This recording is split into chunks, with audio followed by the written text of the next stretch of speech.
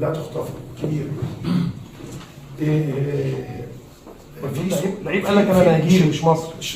شاط هو قال انا نيجيري مش مصري. في تمرين حضراتكم مش موجودين، شاط الكوره بره الملعب عديناها. تاني حاجه جه راح واحنا في التمرين، طب طالما الموضوع مفتوح في التمرين.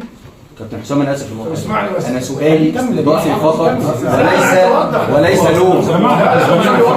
خليني بقى اوضح، لا على فكره كويس بس عشان كل الجماهير كلها مصر، الجماهير الجميله المحترمه كل مختلف الانتماءات، وخاصه الجمهور الاهلي دايما بيحافظ على، او جمهور الزمالك بيحارب على لعيبته، بس في الصح.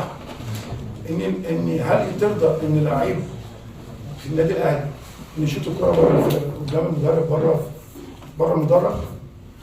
هل النادي الاهلي وعنده ماتش مهم جدا في تصفيات كاس العالم وانت رايح غينيا قبل ما تسافر من غير ما يحصل حاجه يمسك رجله يقول انا عندي ركبتي وجعاني هتلعب؟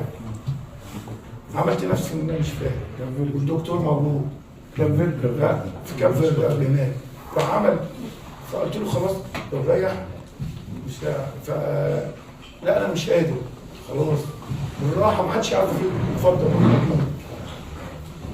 راح نادي لعب بعد يومين الركبه. طيب